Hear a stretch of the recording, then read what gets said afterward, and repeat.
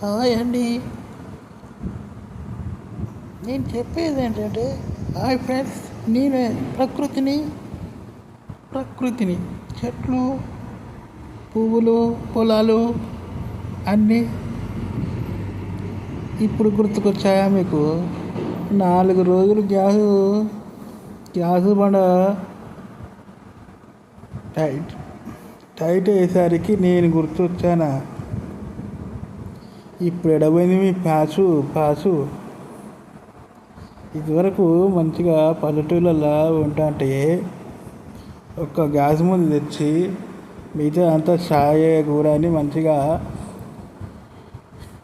కట్టెల పొయ్యి మీద వండుకున్నాడు.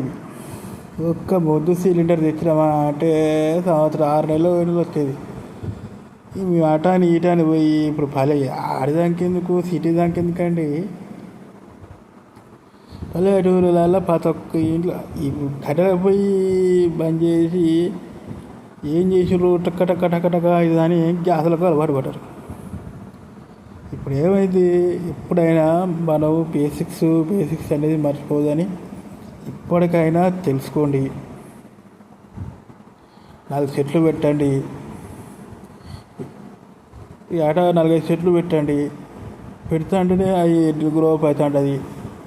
రాళ్ళ కొమ్మలు, ఒక చెట్టు భారీ వృక్షము నువ్వు అన్ని కొట్టడం అవసరం లేదండి. మనకు పొయ్యిల కట్టల బంధం గడిపో ఫుల్ అది పడతా అంటే అవి మొద్దులు 5 కొమ్మలు ఊడి పడతా అంటే అవే చాలు. అవి నివ్వైన కొమ్మలే. ఇప్పుడు చిన్న చెట్టు ఉంటుంది, దానికి ఇక పెద్ద చెట్టుకు గడికోసారి కొమ్మలు పోతానే ఆకలి అవే ఎన్నో కట్టెలు అవుతాయి.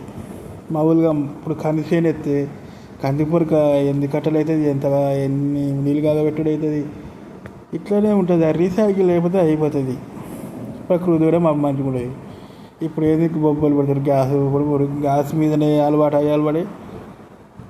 పల్లెటూరు వాళ్ళు కూడా ఇస్తారు. ఎందుకంటే ఇప్పుడు మనం ఎప్పుడైనా బేసిక్స్ మర్చిపోదు.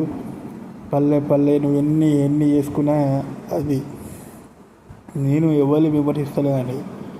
కొద్దిగా మనం ఆ పని దాని లెక్కలు ఉండాలి. ఆ పనిని మర్చిపోతే మళ్ళీ మూడేది. ఇప్పటికైనా ఎన్ని కట్టెలు తీసుకుంటే ఇప్పుడు ఏమంటాడు, కట్టెలు కూడా వాడి పెంచుతారు. మన ముందు జాగ్రత్తలు అన్నీ అప్పుడే కొంతమందికి ఉన్నాయి పొయ్యిలు. ఇప్పుడు ఆగమాగం పొయ్యిలు అంటే వాడు కట్టెలకు కొనడేనే అన్నీ కొనుడేనే. మనము అన్నీ తీసుకొని నేను పట్టణం పోతున్నా, సిటీ పోతున్నా అంటే ఈ పట్టణం గిట్టం అంత వెళ్ళిపోయింది. ఎన్నిటికైనా పల్లె అనేది కన్న తల్లి లాంటిది. పల్లెటూరే.